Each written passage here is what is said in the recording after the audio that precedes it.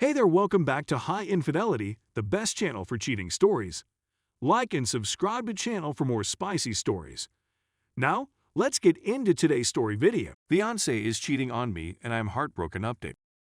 I found out over the weekend that my fiance is very probably, almost 100% certain, cheating on me, and I have never felt more betrayed in my life.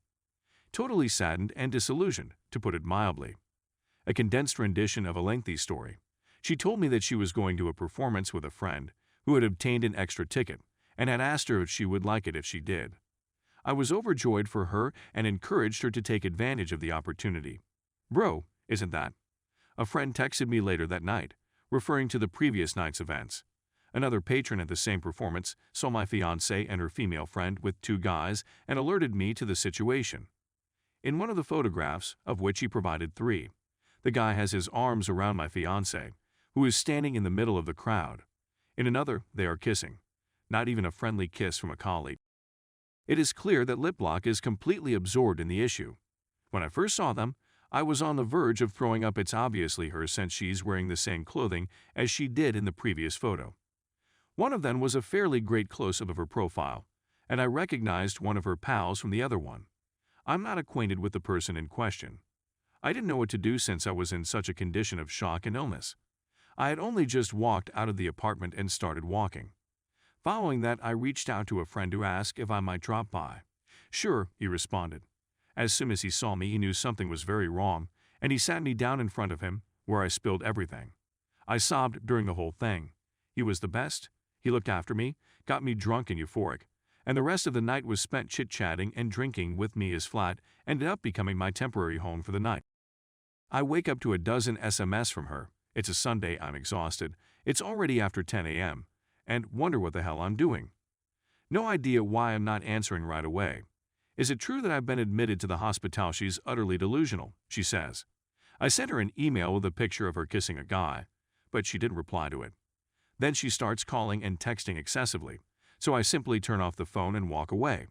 I haven't been back to our apartment or talked to her since I left. I took her phone away from her. I'm not even able to make out what she's doing. I'm afraid of breaking into tears in front of her, which is something I really don't want to happen. We were planning to be married in April, and we were in the process of finalizing our plans. She seemed to be excited about the prospects for our future. It's completely gone now. A small number of individuals are aware of my predicament and are pulling for me. I've received word that she is doing all she can to contact me. She came up to my office on Monday morning, but I refused to allow her in since she was dressed inappropriately. I also leave down the alley since a colleague contacted me the day before to say she was waiting in her car outside the office, so I take that route. She will undoubtedly come up in conversation at some time, even if it is just to get out of the apartment and cancel the lease and everything else. But, oh my God, I'm screwed up. Thank you for providing this forum for me to vent my issues, which was annoying since I didn't want to cry over the phone or in front of her. When we were finally able to communicate, she began apologizing, sobbing, and pleading with me to return home. I'll spare you the rest of what was said since writing it down hurts. But to cut a long tale short, as I regained control, I asked her who the man was, what had been going on, and essentially told her she needed to tell me everything right now. So she informed me that her friend, with whom she went to the performance, and her boyfriend, with whom the friend went to the show, had introduced them when they were all out for drinks and supper in June. I was visiting family. It was a setup, she maintained. The man simply happened to be in the same place at the same time. He acquired her number from a buddy, she alleged, and began messaging her. Update. First, I was and continue to be amazed by the outpouring of support, as well as the amount of individuals who have had similar experiences. I wish I could respond to every one of you individually, but I hope this will enough. Thank you very much. My brother arrived yesterday and booked an Airbnb for the rest of the week, so I'm now living with him. He's fantastic, and I'm fortunate to have him here. As many of you have said, I am fortunate to have him, and my other wonderful family, as well as a wonderful group of friends. They've been fantastic. When things like these happen, you learn who you can rely on. So after a lengthy discussion with my brother, I spoke with my ex last night, and yes, she is an ex. He was present, but he allowed me some space. It was terrible, as you would guess, and much worse than I had anticipated, despite the fact that I had expected it to be poor. As soon as she answered, she began weeping, so I started crying as well. She claimed to have ignored him at first, but later responded and the two began messaging.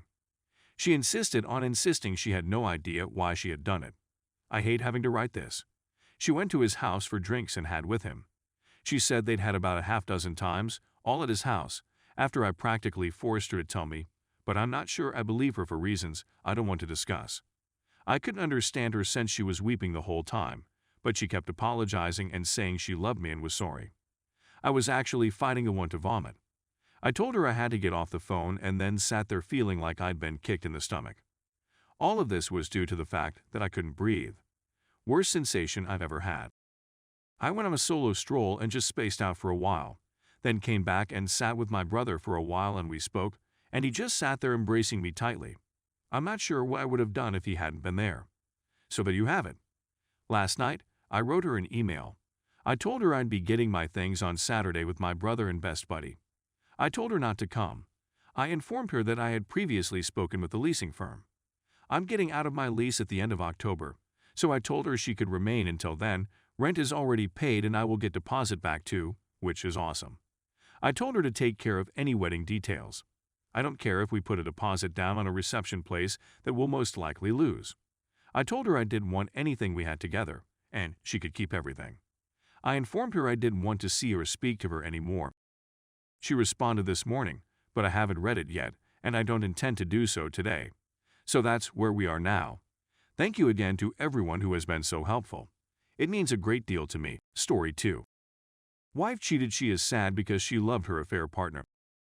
Getting a letter from his wife saying how much she misses her AP, with whom she spent the previous year, is the best New Year's gift a guy could ask for.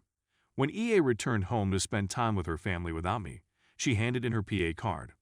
Initially, it started in August or September 2020, when her friend confided in her that she was experiencing marital difficulties. So his goal was to put our marriage in risk as well, and I must say that he was successful in his mission. Our relationship, as well as his, is in jeopardy. She states that they have such a strong emotional connection that she is unsure when their friendship changed into an EA. How about the moment you decided to play as therapist? The AP wife called me on September 26th of this year to inform me that our spouses were cheating on us and that they were having weekly calls. There was one video taken in our room while I was sleeping and another video taken in a dressing room when we had gone shopping, and she was trying on clothes. Apparently the AP enjoys making these risky/voyeuristic videos, and my wife was more than delighted to provide him with the necessary materials. After seeing a few of the films, I questioned her about it, which destroyed a lot of my favorite clothes of hers. You can guess what happened after that. She first denied everything, but when I gave her the evidence, she admitted everything. I threatened to leave, but she begged me to stay, and after much deliberation, I decided to give our marriage one more opportunity before ending it. Due to the fact that we have an 8-year-old daughter who is the apple of our eyes, we've made the decision to try once more to save our marriage. I just requested one thing of my wife, that she be completely honest with me. I was determined to find out the truth, no matter how horrifying or unpleasant it would be. That tactic, NGL, came back to bite me in the rear today. She was depressed today, so I probed as to why, and she by our agreement by giving me the truth. She was missing her advanced placement app class. It was yet another stab in the back of the neck, but hey, I asked for it. And now I'm here, ringing in the new year with a Reddit post to commemorate the occasion. Even after something as traumatic as this, there must be some couples who have been able to reconcile.